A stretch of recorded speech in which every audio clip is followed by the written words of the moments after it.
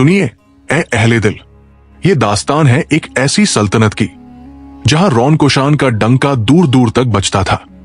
वो सल्तनत जिसके बाजारों में हर वक्त रौनक रहती, जिसके बागो भारत में हजारों किस्म के फूल महकते और जिसके महलात में ऐसी आबोताब थी कि चांद भी शर्मा जाता। उस सल्तनत पर हुकूमत करते थे बादशाह सुल्तान शाहजेब अली खान, जो अपनी अदालत और हिकमत के लिए दूर दराज तक मशहूर थे। उनकी शानदार सल्तनत में अमन ओमान का दौर दौरा था, रियाया खुशहाल थी और बादशाह की इज्जतो एहतराम की बातें हर ज़बान पर थी। मगर इन तमाम नेमतों में, इन तमाम शानो शौकत में बादशाह के दिल में सबसे अजीज और सबसे कीमती चीज थी उनकी इकलौती शहजादी राजकुमारी नूरजहां। वल्लाह, ऐसी शहजादी कि जिसका हुस्न उजमाल देखकर 14वीं का चांद भी अपनी तारीफ भूल जाता। उसकी आंखों में एक अजीब नूर था, चेहरे पर एक पाकीज़गी थी और दिल में ऐसी मेहरबानी कि हर सूरत हाल में वो मखलूक खुदा की खिदमत में मसरूफ रहती। शहजादी नूरजहां की तालीम और तरबियत ऐसे उस्तादों के जेरे साया हुई थी कि वो दीनी इल्म से भी आगाह थी और दुनियावी तहजीब से भी वाकिफ। बादशाह सुल्तान शाहजेब अली खान को अपनी बेटी से इतनी मोहब्बत थी कि बयान से बाहर है। सुबह की पहली किरण के साथ वो अपनी लाडली के महल में हाजिरी देते और रात के आखिरी पहर में उसकी खैरियत दरियाफ्त किए बगैर नहीं सोते थे। महल की हर नेमत, हर जेवर, हर नायाब चीज शहजादी नूरजहां के लिए मुहैया की जाती। गोया कि बादशाह अपनी तमाम दौलतो इकबाल को अपनी बेटी के कदमों में निसार करने को तैयार रहते। शहजादी नूरजहां का मिजाज भी बड़ा नेक और सादा था। वो महल की शानो शौकत में रहते हुए भी फकीरों और मिस्किनों का ख्याल रखती, उनकी परेशानियां दूर करने की कोशिश करती और अपने हाथों से सदका और खैरात तकसीम करती। रियाया उसे अपना सहारा समझती, गरीब लोग उसकी रहम दिली के किस्से बयान करते और हर शख्स उसके लिए दुआएं मांगता। महल की कनीज़ें भी शहजादी की ऐसी मुरीद थी कि उनकी खिदमत को अपनी सादत समझती। अय्याम में गुज़िश्ता में जब शहजादी नूरजहां ने अपनी जवानी की दहलीज पर कदम रखा तो बादशाह के दरबार में ऐसी हलचल मच गई कि तमाम मुल्कों और रियासतों से रिश्ते आने लगे। दूर दराज के बादशाहों, नवाबों और शहजादों ने शहजादी नूरजहां के हुस्न और कमाल की शोहरत सुनकर अपने कासिद और वकील रवाना किए। हर रोज दरबार में कोई न कोई नया रिश्ता पेश होता और हर रिश्ते वाला अपनी दौलत, अपने लश्कर और अपनी शानो शौकत का बखान करता। मगर बादशाह सुल्तान शाहजेब अली खान इतनी आसानी से अपनी लाडली को किसी के हवाले करने को तैयार न थे। वो एक एक शहजादे से मुलाकात करते, उनके खानदान की तहकीकात करवाते, उनके अखलाक व किरदार को परखते और फिर भी उन्हें अपनी बेटी के लायक न पाते।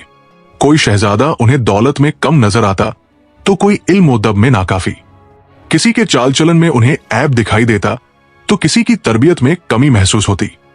गर्ज की बादशाह ने तमाम मुमकिन रिश्तों को नामंजूर कर दिया और शहजादी नूरजहां की शादी का मामला यूं ही लटका रहा। एक रोज की बात है जब सूरज अपनी तमाम तवानाई के साथ आसमान के वस्त में जगमगा रहा था और दरबार में बादशाह अपने तख्त पर जलवा अफरोज थे। वजीर आजम, मुशीर खास, काजी, मुफ्ती और तमाम अरकान सल्तनत अपनी अपनी जगह पर हाजिर थे। दरबार में हमेशा की तरह रौनक थी और बादशाह रियाया की फरियादें सुन रहे थे। अचानक दरबार के दरवाजे पर एक अजीब सी हलचल मच गई। पहरेदार कुछ मुस्तरिब दिखाई दिए और दरबारियों के चेहरों पर हैरत की लकीरें उभर आई। दरबार के फर्श मरमरीन पर, जिस पर आम तौर पर शहजादों और नवाबों के कदम पड़ते थे, एक बूढ़ा फकीर चला रहा था। उसकी उम्र तकरीबन 80 बरस की मालूम होती थी। सफेद दाढ़ी सीने तक लटकी हुई थी और चेहरे पर शिकन दर शिकन थी। उसके तन पर एक फटा पुराना गाउन था, पाव में पुरानी चप्पलें थी और हाथ में एक लकड़ी का असा। मगर उस फकीर की आंखों में एक अजीब नूर था, चेहरे पर एक अजीब सुकून और कदमों में एक अजीब सुकूनत। वो इतने इत्मीनान से चल रहा था गोया कि दरबार में नहीं बल्कि किसी खानकाह में दाखिल हो रहा हो। दरबार में मौजूद तमाम लोग हक्का बक्का रह गए। कोई फुसफुसाया, ये कौन है, कहां से आया? तो कोई बोला, क्या ये कोई पागल तो नहीं? मगर फकीर बेपरवाह अपनी राह चलता रहा। जब वो बादशाह के तख्त के सामने पहुंचा तो उसने अदब से अपना सर झुकाया, मगर किसी तरह की जिल्लत या खौफ उसके चेहरे पर नजर न आई, बल्कि एक अजीब वकार और सब्रो सुकून उसकी शख्सियत से जाहिर हो रहा था। बादशाह सुल्तान शाहजेब अली खान ने हैरत से उस फकीर को देखा। उनकी आंखों में एक अजीब तजस्सुस उभरा, मगर साथ ही एक गुस्सा भी। उन्होंने सख्त लहजे में पूछा, ऐ फकीर, तू कौन है और क्यों हमारे दरबार में बेइजाजत दाखिल हुआ है? तुझे मालूम नहीं कि यहां बादशाह का दरबार है, कोई बाजार नहीं जहां हर कोई बेरोक टोका जाए? फकीर ने बड़े सुकून से जवाब दिया, मैं एक फकीर हूं और दूर दराज से यहां आया हूं। मैं आपके दरबार में एक खास मकसद से हाजिर हुआ हूं, जो बड़ा ही अहम और नाजुक है। बादशाह की भौहें तंग गई। उन्होंने कहा, तो फिर बयान कर, क्या मकसद है तेरा? मगर याद रख, अगर तूने कोई बेहुदगी की या वक्त जाया किया तो तेरी खैर नहीं। फकीर ने गहरी सांस ली और फिर बड़ी सादगी से मगर पूरे इत्मीनान के साथ कहा, जहांपनाह, मैं यहां आपकी शहजादी राजकुमारी नूरजहां से निकाह करने का तकाजा लेकर आया हूं। मैं चाहता हूं कि आप अपनी बेटी का निकाह मुझसे कर दें। यह सुनते ही दरबार में सन्नाटा छा गया। एक लम्हे के लिए ऐसा लगा जैसे वक्त थम गया हो। फिर अचानक दरबार में चहल पहल मच गई। दरबारी एक दूसरे को देखने लगे। कोई हंसा, कोई हैरान हुआ, तो किसी ने तो यह भी कहा, यह फकीर पागल हो गया है। बादशाह का चेहरा गुस्से से लाल हो गया। उनकी आंखों में ऐसी चिंगारियां भड़की जैसे कोई आग भड़क उठी हो। उन्होंने अपनी कुर्सी पर से उठकर गरजते हुए कहा, क्या कहा तूने ऐ बेअक्ल फकीर? तू जो इस हालत में है, जिसके तन पर ढंग के कपड़े नहीं, जिसके पास कुछ नहीं, तू हमारी शहजादी से निकाह करना चाहता है? क्या तुझे अपनी औकात का इल्म नहीं? तू जानता नहीं कि हमारी बेटी किस शानो शौकत में पली बढ़ी है? तुझे शर्म नहीं आई ये मांगते हुए? फकीर ने अपनी जगह पर खड़े खड़े बिना जरा भी घबराए जवाब दिया, जहांपनाह, मेरी ये दरख्वास्त बेजा नहीं है। इसके पीछे एक बड़ी वजह है, एक बड़ा राज है। अगर आप मुझे मोहलत दें तो मैं आपको वो बात समझा सकता हूं। मगर बादशाह इतने गुस्से में थे कि उन्हें कुछ सुनाई ही नहीं दिया। उन्होंने अपने पहरेदारों की तरफ इशारा करते हुए हुक्म दिया, इस बदतमीज फकीर को फौरन गिरफ्तार करो, इसे कैदखाने में डाल दो। ये हमारी और हमारी बेटी की बेइज्जती करने आया है। इसे सजा मिलनी चाहिए ताकि दूसरे लोगों को इबरत हो कि बादशाह के दरबार में बेवजह आकर ऐसी बेहुदा बातें नहीं की जाती। पहरेदार फौरन आगे बढ़े और उन्होंने फकीर को पकड़ लिया। मगर फकीर ने कोई मुजामत नहीं की। उसने बड़े सुकून से कहा, ऐ बादशाह, मैं चाहता था कि आप एक बार मेरी बात सुन ले। मेरी ये दरख्वास्त के पीछे एक बहुत बड़ा मकसद है, जो न सिर्फ मेरे लिए बल्कि आपके और आपकी बेटी के लिए भी बेहद अहम है। मगर अगर आप नहीं सुनना चाहते तो मैं खामोश हूं। अल्लाह ताला सब जानता है। बादशाह ने उसकी बात को नजरअंदाज करते हुए कहा, हमें तेरी बातों में कोई दिलचस्पी नहीं। ले जाओ इसे यहां से, और ध्यान रहे इसे सख्त कैद में रखा जाए। पहरेदारों ने फकीर को पकड़कर दरबार से बाहर निकाल दिया। फकीर चुपचाप उनके साथ चला गया। उसके चेहरे पर न कोई शिकायत थी, न कोई परेशानी, बस एक अजीब सब्र और ज़ा का आलम था। जब यह खबर महल के अंदरूनी हिस्सों तक पहुंची तो शहजादी नूरजहां के कानों तक भी ये बात आ गई। उसकी खादमाओं ने उसे बताया कि एक बूढ़ा फकीर दरबार में आया था और उसने शहजादी से निकाह की दरख्वास्त की थी, जिस पर बादशाह इतने नाराज हो गए कि उन्होंने फकीर को कैद करवा दिया। शहजादी नूरजहां ये सुनकर बड़ी परेशान हुई। उसने फौरन अपनी वालिदा बेगम साहिबा से इजाजत लेकर अपने वालिद के पास जाने का इरादा किया। वो जानती थी कि उसके अब्बू हुजूर का मिजाज बड़ा सख्त है, मगर उसके दिल में रहमो कर्म की भावना हमेशा से रही थी। वो गरीबों और मोहताजों की मदद किया करती थी और किसी बूढ़े शख्स के साथ इस तरह का सुलूक उसे मुनासिब नहीं लगा। शहजादी नूरजहां फौरन अपने वालिद के महल की जानिब रवाना हुई। उसके कदमों में एक अजीब बेचैनी थी, मगर चेहरे पर सुकून का आलम। जब वो बादशाह के खास महल में दाखिल हुई तो बादशाह सुल्तान शाहजेब अली खान अपनी कुर्सी पर बैठे सोच में डूबे हुए थे। उनका चेहरा अब भी गुस्से से लाल था और माथे पर शिकने पड़ी हुई थी। शहजादी ने अदब से सलाम किया और कहा, अब्बू हुजूर, मैंने सुना है कि आज दरबार में एक फकीर आया था। मुझे यह भी मालूम हुआ कि आपने उसे कैदखाने में डलवा दिया है। अब्बू हुजूर, क्या यह सही है कि एक बूढ़े शख्स के साथ इस तरह का बर्ताव किया जाए? बादशाह ने शहजादी की तरफ देखा और सख्त लहजे में कहा, नूरजहां, तुम नहीं जानती कि उस बदतमीज ने क्या कहा था। उस बेअक्ल फकीर ने तुमसे निकाह करने का तकाजा किया था।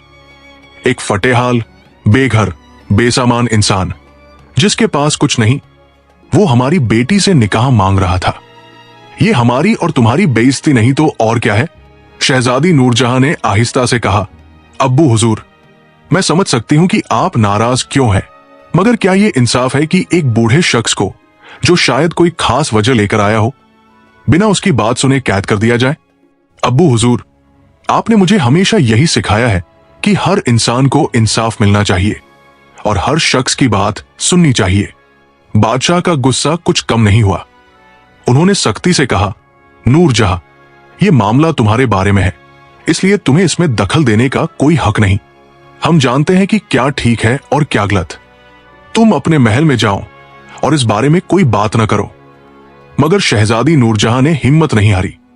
उसने नर्म लहजे में कहा, अब्बू हुजूर, मैं जानती हूं कि आप मुझसे बेहद मोहब्बत करते हैं और मेरी बेहतरी चाहते हैं, मगर एक बूढ़े शख्स के साथ ये जुल्म करना, उसे इस तरह जलील करना, ये हमारे दीन और हमारे अखलाक के खिलाफ है।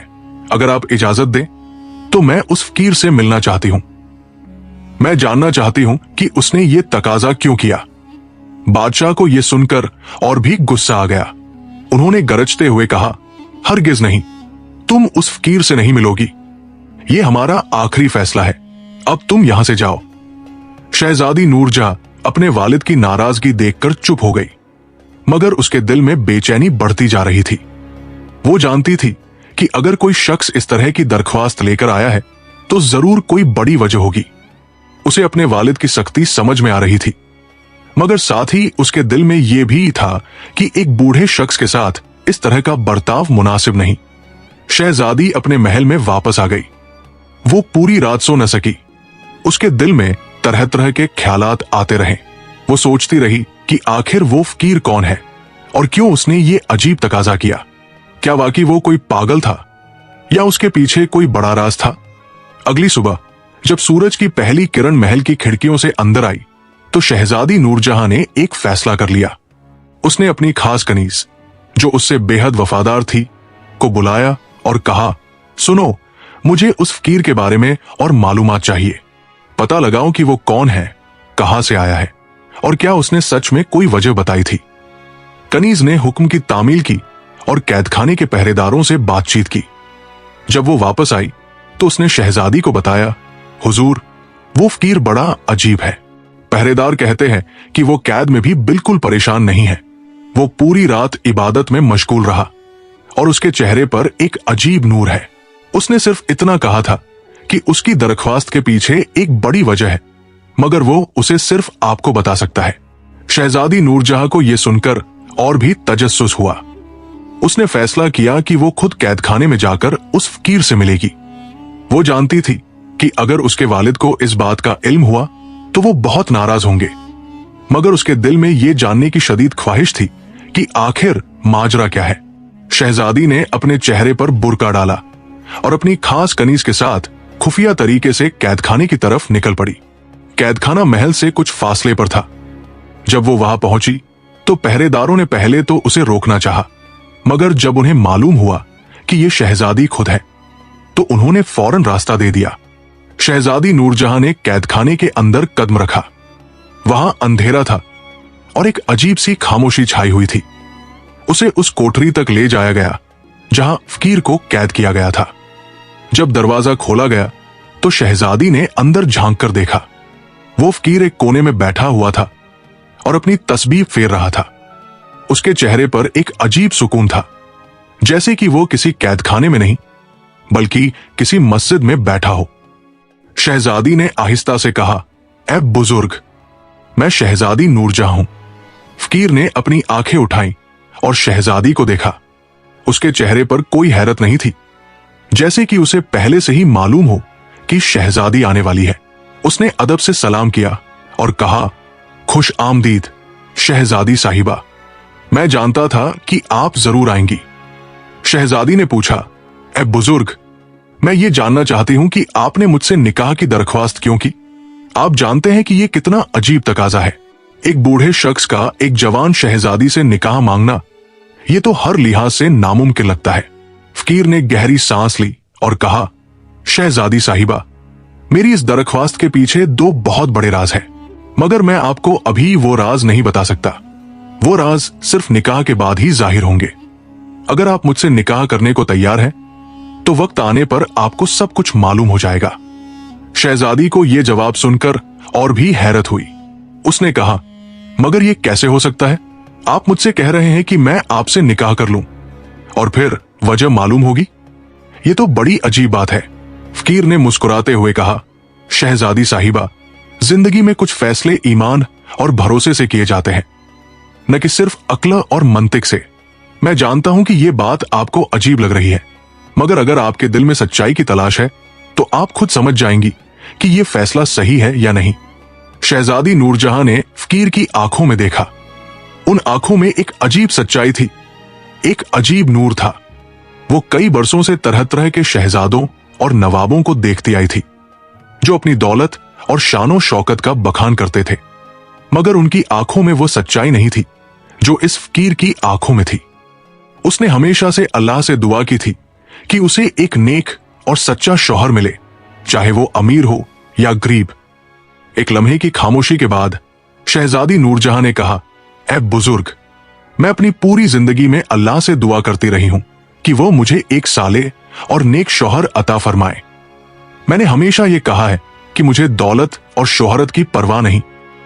मुझे एक ऐसे इंसान की तलाश है जो अल्लाह से डरने वाला हो, जो नेक और सच्चा हो। और आज जब मैं आपकी आंखों में देख रही हूं तो मुझे लग रहा है कि शायद मेरी दुआ कबूल हो गई है। फकीर ने खुशी से कहा, सुभान अल्लाह। शहजादी साहिबा, ये आपका ईमान है जो आपको ये फैसला करने की हिम्मत दे रहा है। शहजादी नूरजहां ने सुकून से कहा, मैं तैयार हूं, मैं आपसे निकाह करने को राजी हूं, मगर मुझे मालूम है कि मेरे वालिद इस फैसले से बहुत नाराज होंगे। फकीर ने कहा, अल्लाह ताला सब कुछ आसान कर देगा, आप बस अपने दिल की सुनिए और अल्लाह पर भरोसा रखिए। शहजादी नूरजहां कैदखाने से वापस महल में आ गई। उसका दिल एक अजीब सुकून से भर गया था, मगर साथ ही वो जानती थी कि अब उसे अपने वालिद से ये बात कहनी होगी और ये बेहद मुश्किल होगा। अगले रोज शहजादी नूरजहां ने अपने वालिद से मुलाकात की और बड़ी हिम्मत के साथ कहा, अब्बू हुजूर, मैंने एक फैसला कर लिया है, मैं उस फकीर से निकाह करना चाहती हूं। बादशाह सुल्तान शाहजेब अली खान को यह सुनकर ऐसा लगा जैसे उनके सर पर बिजली गिर गई हो। उनका चेहरा गुस्से से लाल हो गया और उन्होंने गरजते हुए कहा, क्या कहा तुमने? तुम उस फटेहाल फकीर से निकाह करना चाहती हो? क्या तुम पागल हो गई हो? नूरजहां, तुम्हें मालूम है कि तुम क्या कह रही हो?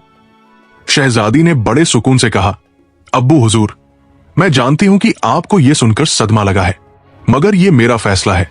आपने मुझे हमेशा सिखाया है कि जिंदगी में अपने फैसले खुद करने चाहिए और अपने दिल की सुननी चाहिए। आज मैं वही कर रही हूं। बादशाह ने गुस्से में कहा, मगर यह फैसला तुम्हारी जिंदगी बर्बाद कर देगा। वो फकीर तुम्हें क्या देगा? क्या खिलाएगा? कहां रखेगा? उसके पास कुछ नहीं है। शहजादी ने जवाब दिया, अब्बू हुजूर, मुझे दौलत और महलात की जरूरत नहीं, मुझे एक नेक और सच्चे शौहर की जरूरत है। मैंने उस फकीर की आंखों में एक ऐसी सच्चाई देखी है जो मैंने किसी और में नहीं देखी। मुझे यकीन है कि यह निकाह मेरे लिए बेहतर है। बादशाह को अपनी बेटी की ये बातें सुनकर बड़ा सदमा लगा। उन्होंने हर तरीके से उसे समझाने की कोशिश की, मगर शहजादी अपने फैसले पर कायम रही। उसने कहा, अब्बू हुजूर, आपने मुझे आजादी और इख्तियार देकर पाला है। आज मैं उसी आजादी का इस्तेमाल कर रही हूं।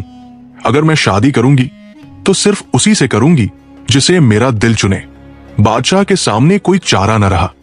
उन्हें अपनी बेटी की जिद का अंदाजा था। वो जानते थे कि अगर नूरजहां ने कोई फैसला कर लिया तो वो उससे पीछे नहीं हटेगी, मगर साथ ही उनके दिल में बेहद गुस्सा और तकलीफ थी। उन्होंने सोचा कि अगर उनकी बेटी को ये फकीर इतना पसंद है तो ठीक है, वो इस शादी की इजाजत दे देंगे, मगर वो अपनी बेटी को इस फैसले की कीमत चुकाने देंगे। बादशाह ने कहा, ठीक है नूरजहां, अगर तुम्हें ये फकीर इतना पसंद है तो मैं तुम्हारी शादी उससे करवा दूंगा, मगर याद रखो ये शादी बेहद सादा होगी। कोई जश्न नहीं, कोई रस्म और रिवाज नहीं, कोई शानो शौकत नहीं, बस एक निकाह, और फिर तुम उसके साथ उसकी झोंपड़ी में चली जाओगी। तुम्हें महल में रहने की इजाजत नहीं होगी। शहजादी नूरजहां ने बिना किसी खौफ के कहा, मुझे मंजूर है अब्बू हुजूर, मैं तैयार हूं उसकी झोंपड़ी में रहने के लिए। अगर मेरा शौहर वहां है तो मैं भी वही रहूंगी। बादशाह ने सोचा कि जब नूरजहां को गरीबी और तकलीफ का सामना होगा तो वो खुद वापस महल आने के लिए मिन्नतें करेगी। उन्होंने इसे अपनी बेटी को सबक सिखाने का एक तरीका समझा। बादशाह ने पूरी सल्तनत में ऐलान करवा दिया कि शहजादी नूरजहां की शादी एक फकीर से होगी। यह खबर जंगल में आग की तरह फैल गई। लोग हैरान और परेशान थे। कुछ लोग कहते थे कि शहजादी का दिमाग खराब हो गया है, तो कुछ कहते थे कि शायद उस फकीर ने कोई जादू कर दिया है। मगर शहजादी नूरजहां को इन बातों की कोई परवाह न थी।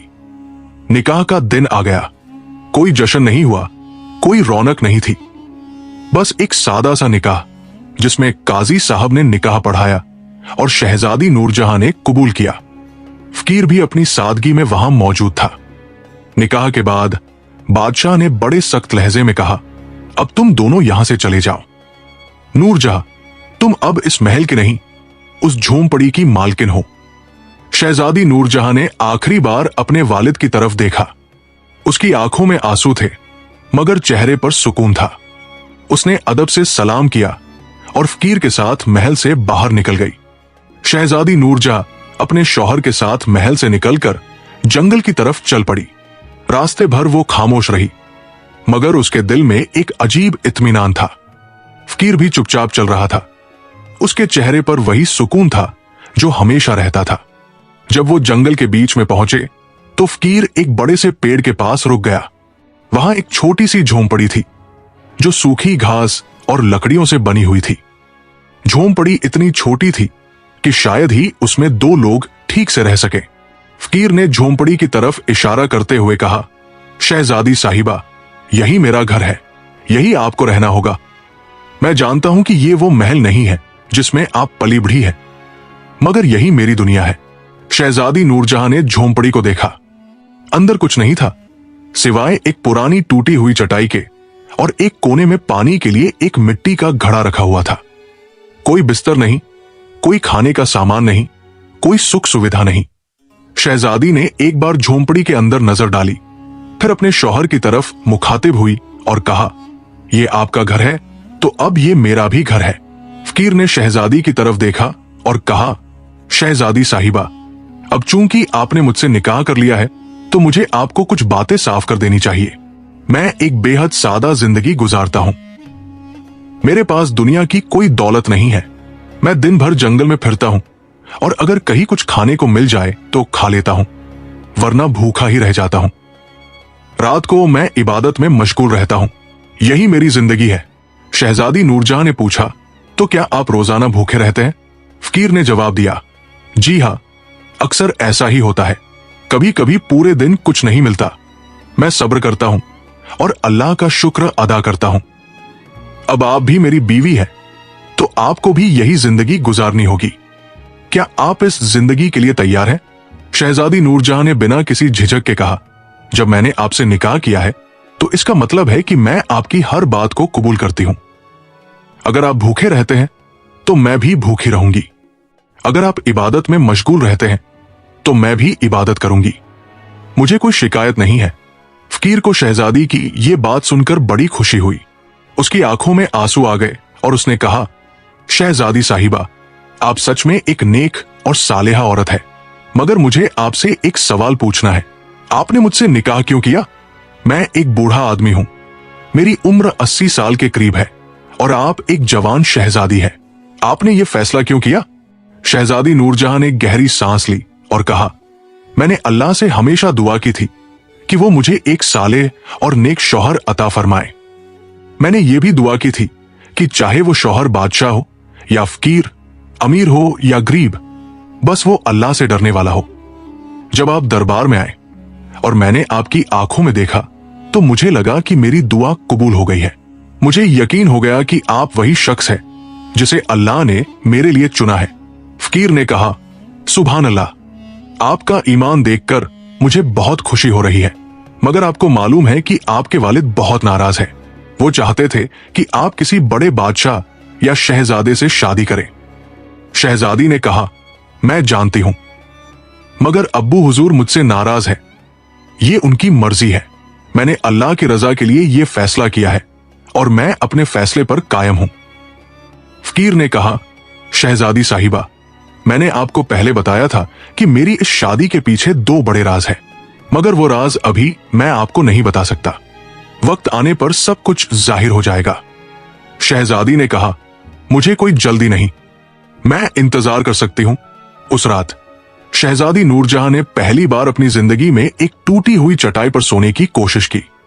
महल के नर्म गद्दों और रेशमी चादरों की जगह उसे अब सख्त जमीन और एक पुरानी चटाई मिली थी। मगर शहजादी ने कोई शिकायत नहीं की। उसने अल्लाह का शुक्र अदा किया और चुपचाप सो गई। अगली सुबह जब शहजादी उठी तो उसने देखा कि फकीर पहले से ही इबादत में मशगूल है। उसने वजू किया, नमाज पढ़ी और फिर बाहर आकर देखा कि खाने के लिए कुछ भी नहीं है। पूरा दिन गुजर गया मगर कोई खाना नहीं मिला। शहजादी को पहली बार भूख का एहसास हुआ। महल में तो हर वक्त खाने की चीजें मौजूद रहती थी, मगर यहां कुछ भी नहीं था। शाम को फकीर कहीं से 2 खजूरें लेकर आया और बोला, शहजादी साहिबा, आज बस यही मिला है, ये एक आपके लिए और एक मेरे लिए। शहजादी नूरजहां ने खजूर ली और बिस्मिल्लाह कहकर खा ली। उसने अल्लाह का शुक्र अदा किया और कहा, अल्हम्दुलिल्लाह, अल्लाह ने हमें रोजी दी। इस तरह कई दिन गुजर गए। कभी खाना मिलता, कभी नहीं मिलता, कभी पूरे दिन भूखे रहना पड़ता, तो कभी बस 1-2 खजूरों से काम चलाना पड़ता। मगर शहजादी नूरजहां ने कभी कोई शिकायत नहीं की। वो सब्र के साथ हर हाल में अल्लाह का शुक्र अदा करती रहती। फकीर उसकी ये हालत देखकर बहुत खुश होता और उसके लिए दुआएं करता। एक दिन जब फकीर जंगल में गया हुआ था तो एक अजनबी शख्स झोंपड़ी के पास आया। शहजादी ने उसे देखा तो पहचान गई कि यह महल का एक खादिम है। खादिम ने कहा, शहजादी साहिबा, मुझे बादशाह सलामत ने भेजा है। वो आपसे बहुत परेशान है और आपकी बहुत याद आती है। उन्होंने पूछा है कि क्या आप यहां खुश हैं और आपकी हालत कैसी है। शहजादी नूरजहां को अपने वालिद की याद आई और उसकी आंखों में आंसू आ गए, मगर उसने हिम्मत से कहा, अब्बू हुजूर को सलाम कहिएगा और उन्हें बता दीजिए कि मैं बहुत खुश हूं। खादिम ने कहा, शहजादी साहिबा, बादशाह सलामत ने कहा है कि अगर आप वापस महल आना चाहें तो वो आपको फौरन वापस ले जाएंगे।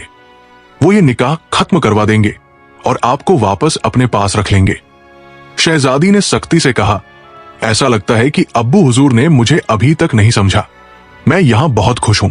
ये मेरा शौहर है और मैं इसके साथ रहूंगी। मुझे महल वापस जाने की कोई ख्वाहिश नहीं है। खादिम ने फिर कहा, मगर शहजादी साहिबा, बादशाह सलामत ने आपके लिए एक तोहफा भेजा है। यह कहकर उसने एक बड़ा मोती निकाला। वो मोती इतना कीमती था कि उसकी कीमत एक पूरे शहर के बराबर थी। खादिम ने कहा, बादशाह सलामत का हुक्म है कि यह मोती आपको जरूर देना है। शहजादी नूरजहां ने मोती को देखा, मगर उसके चेहरे पर कोई लालच नजर नहीं आया। उसने कहा, यह मोती यहां रख दीजिए, मगर मुझे इसकी कोई जरूरत नहीं। खादिम ने मोती वहीं छोड़ दिया और वापस चला गया। जब फकीर वापस आया और उसने मोती को देखा तो उसने पूछा, यह मोती कहां से आया? शहजादी ने पूरा वाकया सुना दिया। फकीर ने कहा, शहजादी साहिबा, ये आपके वालिद का तोहफा है, क्या आपको इससे कोई लगाव नहीं है? शहजादी ने जवाब दिया, नहीं, मुझे सिर्फ उन चीजों से लगाव है जो अल्लाह मुझे अता फरमाता है। ये दुनियावी चीजें मेरे लिए कोई मायने नहीं रखती। ये सुनते ही अचानक वो मोती गायब हो गया। शहजादी हैरान रह गई। फकीर मुस्कुराया और बोला, शहजादी साहिबा, ये मोती वापस वही चला गया जहां से आया था। अल्लाह ताला ने आपकी आजमाइश की थी और आप इस इम्तिहान में पास हो गई। कुछ दिन और गुजरे। एक रात जब फकीर इबादत में मशगूल था तो अचानक फिर से वही खादिम आया। इस बार उसके हाथ में खाने की एक बड़ी ट्रे थी जिस पर तरह तरह के पकवान रखे हुए थे। खादिम ने कहा, शहजादी साहिबा, बादशाह सलामत ने कहा है कि आपका शौहर आपको खाना भी नहीं दे सकता, इसलिए उन्होंने ये खाना आपके लिए भेजा है। वो कहते हैं कि जब तक वो जिंदा है आप भूखी नहीं रहेंगी। शहजादी ने ट्रे को देखा। खाने की खुशबू आ रही थी और उसे भूख भी लगी थी, मगर उसने सख्ती से कहा, मुझे इस खाने की कोई जरूरत नहीं, मैं सिर्फ वही खाती हूं जो अल्लाह मुझे अता फरमाता है। ये ट्रे वापस ले जाइए। खादिम परेशान हो गया। उसने कहा, मगर शहजादी साहिबा, बादशाह सलामत का हुक्म है कि यह खाना यही छोड़ना है। शहजादी को गुस्सा आ गया। उसने कहा, मैंने कह दिया कि मुझे यह खाना नहीं चाहिए। मैं अल्लाह पर भरोसा करती हूं और वही मुझे रोजी देगा। ये खाना यहां से ले जाइए। खादिम ने मजबूरन ट्रे को वही रख दिया और चला गया।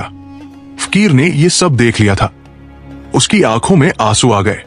उसने अपने हाथ उठाए और दुआ मांगी, ऐ अल्लाह, ये बीवी मेरी सब्र करने वाली है, तेरा शुक्र अदा करने वाली है। इसने मेरी खातिर महल छोड़ दिया, आराम छोड़ दिया और भूख प्यास बर्दाश्त की। अल्लाह, इसे वो खाना अता फरमा जो किसी ने पहले कभी न देखा हो। इसे आसमान से खाना नाजिल फरमा। फकीर की दुआ खत्म होते ही अचानक आसमान से एक नूर उतरा। शहजादी और फकीर दोनों ने ऊपर देखा तो देखा कि चांदी की प्लेटें आसमान से उतर रही है। उन प्लेटों में ऐसा खाना था जो दुनिया में कहीं नहीं मिलता। ऐसे फल, ऐसी मिठाइयां, ऐसे पकवान जो किसी बादशाह के दस्तरखान पर भी नहीं होते। खादिम ये देखकर दंग रह गया। उसकी आंखें फटी की फटी रह गई। वो फौरन अपनी ट्रे उठाकर भागा और सीधा महल पहुंचा। फकीर ने शहजादी से कहा, शहजादी साहिबा, आप हमेशा कहती थी कि आप सिर्फ वही खाएंगी जो अल्लाह आपको देगा। ये खाना अल्लाह ने आपके लिए आसमान से भेजा है। अब आइए, इसे खाइए। शहजादी नूरजहां की आंखों में खुशी के आंसू आ गए। उसने अल्लाह का शुक्र अदा किया और अपने शौहर के साथ बैठकर वो खाना खाया। ये पहली बार था जब निकाह के बाद से उसका पेट पूरी तरह भर गया था। जब खादिम महल पहुंचा तो उसने बादशाह को सारा वाकया सुना दिया। उसने कहा, जहां पनाह, अब आप शहजादी की फिक्र न करें। मैंने अपनी आंखों से देखा कि आसमान से चांदी की प्लेटों में खाना उतरा। वो फकीर कोई साधारण इंसान नहीं है, बल्कि किसी बड़े बादशाह की औलाद लगता है। बादशाह ने हंसते हुए कहा, तू झूठ बोल रहा है। अगर वो बादशाह का बेटा होता तो झोंपड़ी में क्यों रहता? मगर खादिम की बात ने बादशाह के दिल में एक शक पैदा कर दिया था। बादशाह सुल्तान शाहजेब अली खान को अपने खादिम की बातों पर यकीन नहीं आ रहा था, मगर दिल में एक अजीब बेचैनी पैदा हो गई थी। वो रात भर सो नहीं सके। उनके जहन में बार बार यही ख्याल आता रहा कि आखिर वो फकीर कौन है और कैसे आसमान से खाना उतर सकता है। अगली सुबह बादशाह ने फैसला किया कि वो खुद जाकर इस माजरे की तहकीक करेंगे। बादशाह ने अपने वजीर को बुलाया और कहा, हमें खुद जाकर देखना है कि हमारी बेटी की क्या हालत है और वो फकीर कौन है। हम भेस बदल कर जाएंगे ताकि किसी को हमारी शिनाख्त न हो। वजीर ने कहा, जहां पनाह, ये ठीक रहेगा। आप साधारण कपड़े पहन ले और मैं भी आपके साथ चलता हूं। बादशाह ने साधारण कपड़े पहने, अपने चेहरे पर एक कपड़ा लपेटा और वजीर के साथ जंगल की तरफ निकल पड़े। जब वो झोंपड़ी के करीब पहुंचे तो उन्होंने एक पेड़ के पीछे छुपकर देखना शुरू किया। वो देखना चाहते थे कि आखिर वहां क्या हो रहा है। बादशाह ने देखा कि फकीर झोंपड़ी के बाहर बैठा हुआ अल्लाह का जिक्र कर रहा है। शहजादी नूरजहां भी वही बैठी हुई कुरान की तिलावत कर रही है। दोनों के चेहरों पर एक अजीब सुकून और खुशी नजर आ रही थी, हालांकि उनके पास कुछ भी नहीं था। बादशाह को यह देखकर हैरत हुई कि उनकी बेटी, जो कभी रेशमी गद्दों पर सोती थी, आज एक टूटी हुई चटाई पर खुश है।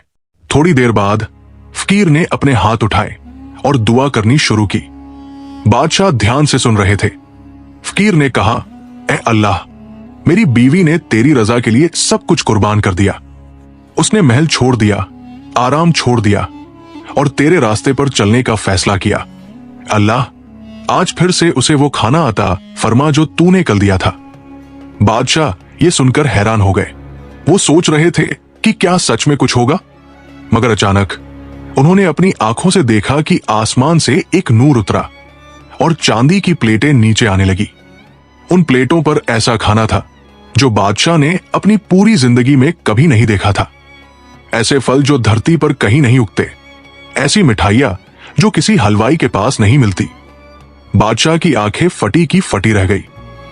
उनका दिल जोर जोर से धड़कने लगा। उन्हें समझ में नहीं आ रहा था कि ये सब कैसे हो रहा है। वो वजीर से फुसफुसाकर बोले, क्या तुमने ये देखा? ये कैसे मुमकिन है? वजीर भी हैरान था। उसने कहा, जहांपनाह, ये कोई साधारण इंसान नहीं है, ये जरूर अल्लाह का कोई खास बंदा है। बादशाह के दिल में गुस्सा उबलने लगा। उन्होंने सोचा, ये फकीर जरूर कोई जादूगर है। इसने मेरी बेटी को अपने जादू में फंसा लिया है और इसी तरह आसमान से खाना मंगवाता है। बादशाह का गुस्सा इतना बढ़ गया कि वो फौरन महल वापस लौट आए। महल पहुंचकर बादशाह ने अपने वजीर से कहा, यह फकीर कोई ताकतवर जादूगर है। उसने मेरी बेटी को अपने जादू में जकड़ लिया है। मुझे इस जादूगर को खत्म करना होगा, तभी मेरी बेटी वापस आएगी। वजीर ने कहा, जहांपनाह, मैं एक बहुत बड़े जादूगर को जानता हूं। वो बहुत ताकतवर है और हर जादूगर उससे हार जाता है। अगर आप चाहें तो मैं उसे बुलवा लाता हूं। बादशाह ने हुक्म दिया, फौरन उसे बुलाओ। मुझे अपनी बेटी को वापस चाहिए, चाहे कोई भी कीमत चुकानी पड़े। कुछ दिनों बाद वो जादूगर दरबार में हाजिर हुआ। वो एक काला लिबास पहने हुआ था और उसकी आंखों में एक अजीब चमक थी। बादशाह ने उसे पूरा वाकया सुनाया और कहा, हमारी बेटी को एक फकीर ने अपने जादू में जकड़ लिया है। वो हर रोज आसमान से खाना मंगवाता है। तुम्हें उसे हराना है और हमारी बेटी को वापस लाना है। जादूगर ने कहा, जहांपनाह, मैं कोशिश करूंगा। उसने अपने जादुई काम शुरू किए और कई दिनों तक अपने तंत्र मंत्र किए। मगर कुछ दिनों बाद वो बादशाह के पास वापस आया और बोला, जहांपनाह, मैं माफी चाहता हूं। वो फकीर कोई जादूगर नहीं है, एक नेक बंदा है। उसका मुकाबला करना मेरे बस की बात नहीं। अगर मैंने उसके खिलाफ कोई काम किया तो मुझे बहुत बड़ा नुकसान हो सकता है। बादशाह को और भी गुस्सा आ गया। उन्होंने कहा, तुम मना कर रहे हो? तुम्हें इतना ताकतवर कहा जाता है और तुम एक बूढ़े फकीर से डर रहे हो? जादूगर ने डरते हुए कहा, जहांपनाह, मैं आपकी बात समझ सकता हूं, मगर यह काम बहुत खतरनाक है। अगर आप जिद करते हैं तो आपकी पूरी सल्तनत तबाह हो सकती है। मगर बादशाह अपनी जिद पर अड़े रहे। उन्होंने कहा, हमें अपनी बेटी वापस चाहिए, चाहे कुछ भी हो जाए। अगर तुम उस फकीर को खत्म नहीं कर सकते तो कम से कम मुझे वो तरीका सिखा दो जिससे मैं खुद उससे निपट सकूं। जादूगर ने बहुत मना किया, मगर बादशाह की जिद के आगे उसे झुकना पड़ा। उसने बादशाह को कुछ खास तंत्र मंत्र सिखाए और कहा, जहांपनाह, यह बहुत खतरनाक है। अगर यह तंत्र मंत्र उल्टा पड़ गया तो आपको भारी नुकसान हो सकता है। आप किसी जानवर की शक्ल में तब्दील हो सकते हैं। मगर बादशाह ने कहा, हमें कोई परवाह नहीं, हमें अपनी बेटी वापस चाहिए। जादूगर ने बेमन से बादशाह को वो तंत्र मंत्र सिखा दिए और चला गया। बादशाह ने एक खास कमरे में जाकर जादूगर की पोशाक पहनी, फर्श पर एक गोला बनाया और अपने तंत्र मंत्र पढ़ने शुरू किए। वो सोच रहे थे कि इन तंत्र मंत्रों से वो फकीर को हरा देंगे और अपनी बेटी को वापस ले आएंगे। मगर उधर फकीर को पता चल गया था कि कोई उसके खिलाफ काम कर रहा है। उसे मालूम था कि ये बादशाह ही है जो अपनी बेटी को वापस लाना चाहते हैं। फकीर ने किसी को नुकसान पहुंचाने की नीयत नहीं की। उसने बस कुरान शरीफ खोली और उसकी आयतें पढ़नी शुरू कर दी। बादशाह ने अपने तंत्र मंत्र पूरे किए और फिर एक खास मंत्र पढ़कर एक शेर को बुलाया। उस शेर को हुक्म दिया, जाओ जंगल में जाकर उस फकीर को फाड़ डालो और हमारी बेटी को यहां ले आओ। शेर गरजता हुआ जंगल की तरफ दौड़ा, मगर जब वो झोंपड़ी के पास पहुंचा और उसने फकीर की कुरान की तिलावत सुनी तो वो फौरन शांत हो गया।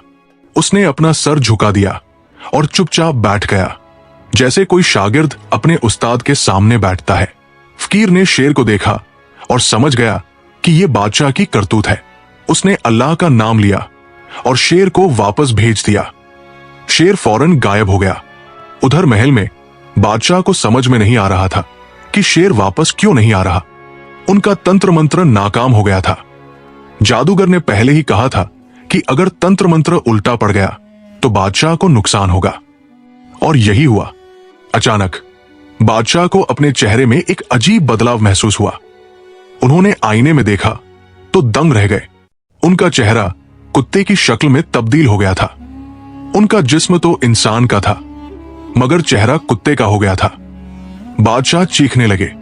उन्हें समझ में आ गया कि उन्होंने बहुत बड़ी गलती कर दी है। उनके सर में दर्द होने लगा और वो जमीन पर गिर पड़े। महल में हड़कंप मच गया।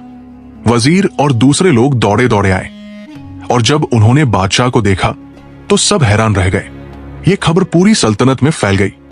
लोग कहने लगे, बादशाह को क्या हो गया? उनका चेहरा कुत्ते की शक्ल में कैसे बदल गया? जब यह खबर शहजादी नूरजहां तक पहुंची तो वो फौरन अपने शौहर से बोली, मुझे फौरन महल जाना होगा। मेरे अब्बू हुजूर को कुछ हो गया है। फकीर ने आहिस्ता से कहा, शहजादी साहिबा, मुझे माफ कीजिए, ये मेरी वजह से हुआ है। आपके वालिद ने मुझे खत्म करने की कोशिश की और उनका तंत्र मंत्र उल्टा पड़ गया। मैंने ये नहीं चाहा था, मगर उन्होंने खुद ये राह चुनी। शहजादी की आंखों में आंसू आ गए। वो बोली, चलिए, हमें फौरन महल जाना होगा। फकीर और शहजादी दोनों महल की तरफ चल पड़े। जब वो महल के दरवाजे पर पहुंचे तो पहरेदारों ने फकीर को रोकना चाहा। उन्होंने कहा, यह वही जादूगर है जिसने हमारे बादशाह के साथ ये किया है। मगर शहजादी ने सख्ती से कहा, मैं इस महल की शहजादी हूं, मुझे और मेरे शौहर को अंदर जाने दो। पहरेदार हटे और दोनों महल के अंदर दाखिल हुए। जब शहजादी अपने वालिद के कमरे में पहुंची तो उसने देखा कि बादशाह बेहद तकलीफ में है। उनका चेहरा कुत्ते की शक्ल में था और वो दर्द से कराह रहे थे। शहजादी ये देखकर रो पड़ी। बादशाह ने शहजादी को देखा और कहा, नूरजहां, मैंने बहुत बड़ी गलती की। मुझे तुम्हारे शौहर के बारे में सब कुछ मालूम हो गया है। वो कोई साधारण फकीर नहीं है। अब मुझे सारी हकीकत बता दो। फकीर आगे बढ़ा और बोला, जहां पनाह, मुझे आपसे कुछ बातें कहनी है। बरसों पहले जब मैं जंगल के रास्ते से गुजर रहा था तो मैंने आपको देखा था। आप उस वक्त किसी दूसरी सल्तनत की तरफ जा रहे थे। मैंने आपकी बातें सुनी। आप कह रहे थे कि आप अपनी बेटी की शादी एक गैर मुस्लिम शहजादे से करवाएंगे ताकि उसकी दौलत और सल्तनत आपके कब्जे में आ जाए। बादशाह ने सर झुका लिया। उन्हें याद आ गया कि हां, उन्होंने ऐसा ही सोचा था। फकीर ने आगे कहा, मैंने आपसे कहा था कि यह गलत है। आप एक मुसलमान हैं और आपको अपनी बेटी की शादी एक नेक और साले मुसलमान से करनी चाहिए। मैंने आपको समझाया था कि दौलत और महल यही रह जाएंगे, मगर आखिरत में आपके साथ वही जाएगा जो नेक और सच्चा होगा। मगर आपको मेरी बात पसंद नहीं आई और आपने अपने सिपाहियों को हुक्म दिया कि वो मुझे मारे। बादशाह को सब कुछ याद आ गया। उन्होंने कहा, हां, मुझे याद है, मैंने तुम्हारे साथ बहुत बुरा सुलूक किया था। फकीर ने कहा, उसके बाद मैं आपके दरबार में आया और मैंने शहजादी से निकाह का तकाजा किया। मैं ये देखना चाहता था कि आपकी बेटी सच में नेक है या नहीं, और क्या वह दुनिया की दौलत से ज्यादा अल्लाह की रजा को तरजीह देती है। अल्हम्दुलिल्लाह, आपकी बेटी ने साबित कर दिया कि वो एक सच्ची मोमिना है। उसने महल छोड़ दिया, आराम छोड़ दिया और सब्र के साथ गरीबी को कबूल किया। शहजादी नूरजहां ने अपने शौहर की तरफ देखा और पूछा, तो आप कौन हैं? आप सिर्फ एक फकीर नहीं हैं। ये तो अब मुझे भी समझ में आ रहा है।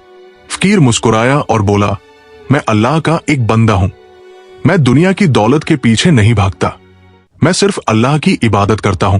मैं आपसे निकाह इसलिए करना चाहता था क्योंकि मैं जानता था कि आप एक नेक औरत है और अल्लाह ने मुझे हुक्म दिया था कि मैं आपके वालिद को सही राह दिखाऊं। बादशाह रोने लगे। उन्होंने कहा, मुझे माफ कर दो, मैंने बहुत गलतियां की। मैं अपनी बेटी की खुशी के बारे में नहीं सोच रहा था, बल्कि सिर्फ अपनी दौलत और सल्तनत के बारे में सोच रहा था। मैंने तुम्हारे साथ बुरा सुलूक किया और फिर तुम्हें खत्म करने की कोशिश की। मैं बहुत शर्मिंदा हूं। फकीर ने बादशाह के करीब जाकर कहा, जहां पनाह, अल्लाह की रहमत बहुत वसी है। अगर आप सच्चे दिल से तौबा करें तो अल्लाह आपको माफ कर देगा। बादशाह ने हाथ जोड़कर कहा, मैं तौबा करता हूं। मैं अल्लाह से माफी मांगता हूं। मुझे माफ कर दो और मुझे इस हालत से निकालो। फकीर ने अपने हाथ उठाए और दुआ करनी शुरू की। उसने कुरान की कुछ आयतें पढ़ी और अल्लाह से बादशाह की शिफा की दुआ मांगी। धीरे धीरे बादशाह का चेहरा वापस अपनी असली शक्ल में लौटने लगा। कुछ ही देर में बादशाह का चेहरा पूरी तरह से इंसानी शक्ल में आ गया। बादशाह ने अपने चेहरे को छुआ और रोते हुए बोले, अल्लाह का शुक्र है, तुमने मुझे माफ कर दिया। फिर उन्होंने फकीर के कदमों में सर झुकाया और कहा, ए अल्लाह के बंदे, मुझे सही राह दिखाओ। मैं अपनी पूरी जिंदगी गलत रास्ते पर चलता रहा। मैंने दौलत और सल्तनत को सब कुछ समझा, मगर आज मुझे समझ में आ गया कि असल चीज ईमान और नेकी है। फकीर ने कहा, जहां पनाह, अल्लाह ने आपको एक मौका दिया है। अब आप अपनी जिंदगी बदल सकते हैं। अपनी रियाया के साथ इंसाफ करें, गरीबों की मदद करें और अल्लाह के रास्ते पर चलें।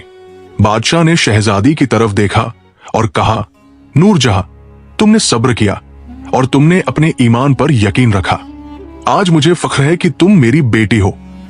शहजादी ने अपने वालिद को गले लगाया और कहा, अब्बू हुजूर, अल्लाह ने हम सबको सही राह दिखा दी। अचानक फकीर की शक्ल बदलने लगी। उसकी सफेद दाढ़ी और झुर्रियां गायब होने लगी। उसका जिस्म सीधा हो गया और कुछ ही लम्हों में वो एक जवान और खूबसूरत शख्स में तब्दील हो गया। उसके चेहरे पर एक अजीब नूर था और उसकी आंखों में एक खास तेजी थी। शहजादी नूरजहां ये देखकर हैरान रह गई। उसने पूछा, ये क्या हो रहा है? आप कौन है? फकीर, जो अब एक जवान शख्स बन गया था, मुस्कुराया और बोला, मैं वही हूं, आपका शौहर। ये मेरी असली शक्ल है। मैंने बूढ़े फकीर का रूप इसलिए धारण किया था ताकि आपकी आजमाइश हो सके, और अल्लाह ने मुझे ये ताकत दी है कि मैं अपनी शक्ल बदल सकूं। आपने सब्र किया, अल्लाह का शुक्र अदा किया और दुनिया की दौलत को ठुकरा दिया, इसलिए अल्लाह ने आपको इनाम दिया। बादशाह ये देखकर दंग रह गए। उन्होंने कहा, तो तुम सच में एक बूढ़े फकीर नहीं थे? तुम इतने जवान और खूबसूरत हो। जवान शख्स ने कहा, जहां पनाह, मैंने 80 साल की उम्र का रूप इसलिए धारण किया था ताकि आपकी और आपकी बेटी की असली परीक्षा हो सके। मैं देखना चाहता था कि क्या शहजादी नूरजहां सच में अल्लाह की रजा के लिए सब कुछ कुर्बान कर सकती है या वो सिर्फ जुबानी जमाखच करती है। अल्हम्दुलिल्लाह, आपकी बेटी ने साबित कर दिया कि वो एक सच्ची मोमिना है। उसने जवानी में एक बूढ़े आदमी से निकाह कबूल किया, महल छोड़ दिया, भूख प्यास बर्दाश्त की, मगर कभी शिकायत नहीं की। शहजादी नूरजहां की आंखों में खुशी के आंसू आ गए। उसने कहा, मैंने तो बस अल्लाह की रजा चाही थी। मुझे मालूम था कि अगर मैं सब्र करूंगी तो अल्लाह जरूर मेरी मदद करेगा। बादशाह ने फकीर, जो अब एक खूबसूरत जवान था, से पूछा, मगर तुमने मेरे साथ वो सब कुछ क्यों किया? तुम मुझे क्यों समझाना चाहते थे? जवान ने जवाब दिया, जहां पनाह, जब मैंने आपको जंगल के रास्ते में देखा था और आपकी बातें सुनी थी तो मुझे बहुत तकलीफ हुई थी। आप एक मुसलमान बादशाह हैं, मगर आप अपनी बेटी की शादी एक गैर मुस्लिम से करना चाहते थे, सिर्फ दौलत के लिए। ये एक बहुत बड़ा गुनाह था। मैंने आपको समझाने की कोशिश की, मगर आपने मेरी बात नहीं सुनी और मुझे मरवाना चाहा। तब अल्लाह ने मुझे हुक्म दिया कि मैं आपको सबक सिखाऊं। बादशाह ने शर्मिंदगी से कहा, तुम सही कह रहे हो, मैं गलत था। मैंने दौलत को हर चीज से बड़ा समझा और अपनी बेटी की असली खुशी के बारे में नहीं सोचा। मगर अब मुझे समझ में आ गया है कि ईमान और नेकी सबसे बड़ी दौलत है। जवान ने कहा, जहां पनाह, अब आपको मालूम हो गया होगा कि एक नेक और साले शौहर ही अपनी बीवी की इज्जत और एहतराम का ख्याल रखता है। दौलत और महल तो यही रह जाते हैं, मगर आखिरत में इंसान के साथ उसके नेक आमाल जाते हैं। आपकी बेटी ने महल की जिंदगी को ठुकरा दिया और एक झोंपड़ी में रहना कबूल किया, क्योंकि उसे यकीन था कि उसका शौहर अल्लाह से डरने वाला है। और देखिए, अल्लाह ने उसे क्या इनाम दिया। बादशाह ने शहजादी की तरफ देखा और बोले, नूरजहां, तुमने मुझे बहुत बड़ा सबक सिखाया। आज मुझे फख्र है कि तुम मेरी बेटी हो। तुम्हारा ईमान, तुम्हारा सब्र और तुम्हारी नेकी देखकर मुझे अपनी गलतियों का एहसास हुआ। फिर बादशाह ने जवान की तरफ मुखातिब होकर कहा, अल्लाह के बंदे, तुमने मुझे और मेरी बेटी को सही राह दिखाई। अब मैं चाहता हूं कि तुम इस महल में रहो। तुम मेरे दामाद हो और मैं चाहता हूं कि तुम इस सल्तनत में मेरे साथ रहकर अदालत और इंसाफ कायम करो। जवान ने मुस्कुराते हुए कहा, जहां पनाह, मुझे महल की शानो शौकत की जरूरत नहीं, मगर अगर आप चाहते हैं कि मैं यहां रहकर आपकी और रियाया की मदद करूं तो मैं तैयार हूं, मगर एक शर्त पर। बादशाह ने पूछा, कौन सी शर्त? जवान ने कहा, हम इस महल में रहेंगे, मगर हम अपनी सादगी और इबादत को नहीं छोड़ेंगे। हम अल्लाह के रास्ते पर चलते रहेंगे और रियाया की खिदमत करेंगे।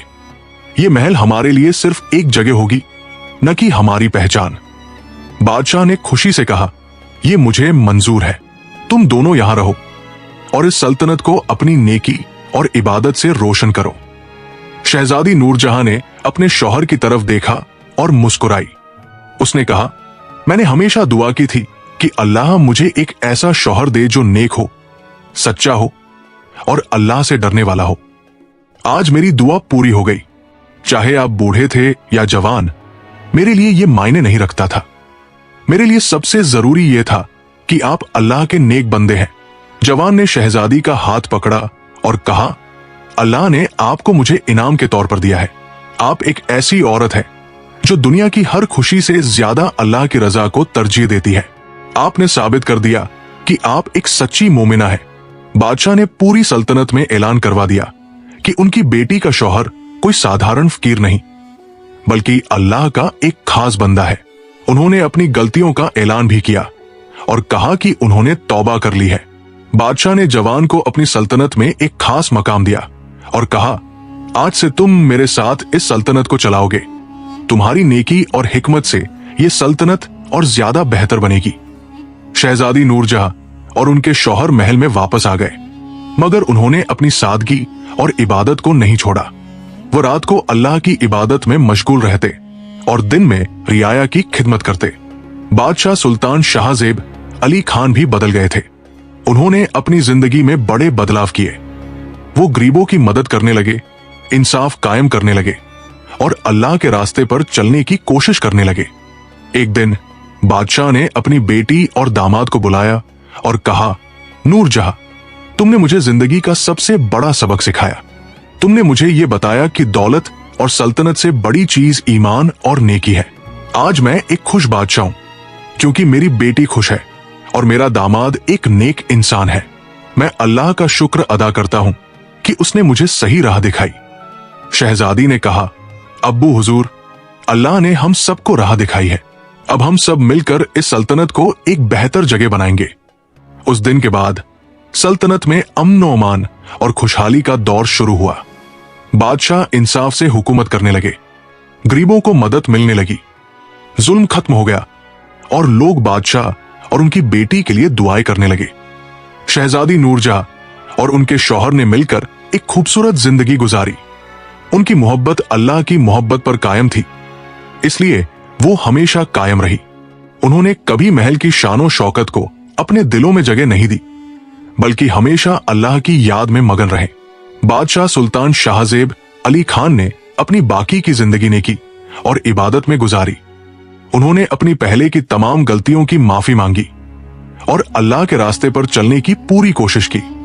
उन्होंने अपनी रियाया के साथ इंसाफ किया और हर इंसान को बराबर का हक दिया। ये दास्तान हमें यह सिखाती है कि असली दौलत ईमान और नेकी है, न कि महल और तख्त। असली खुशी अल्लाह की रजा में है, न कि दुनिया की चकाचौंध में। जो इंसान सब्र करता है और अल्लाह पर भरोसा रखता है, अल्लाह उसे जरूर इनाम देता है। और जो इंसान दुनिया की दौलत के पीछे भागता है और अल्लाह को भूल जाता है, वो हमेशा परेशान रहता है। शहजादी नूरजहां ने साबित कर दिया कि एक औरत की असली ताकत उसके ईमान और सब्र में है। उसने महल की जिंदगी को छोड़कर एक झोंपड़ी में रहना कबूल किया, क्योंकि वो जानती थी कि उसका शौहर अल्लाह का नेक बंदा है और अल्लाह ने उसके सब्र और ईमान को देखते हुए उसे ऐसा इनाम दिया जो किसी बादशाह की बेटी को भी नसीब नहीं होता। बादशाह ने भी सीखा कि सच्ची इज्जत दौलत और तख्त से नहीं, बल्कि नेकी और तकवा से मिलती है। उन्होंने अपनी गलतियों से सबक लिया और अपनी बाकी की जिंदगी अल्लाह के रास्ते पर गुजारी।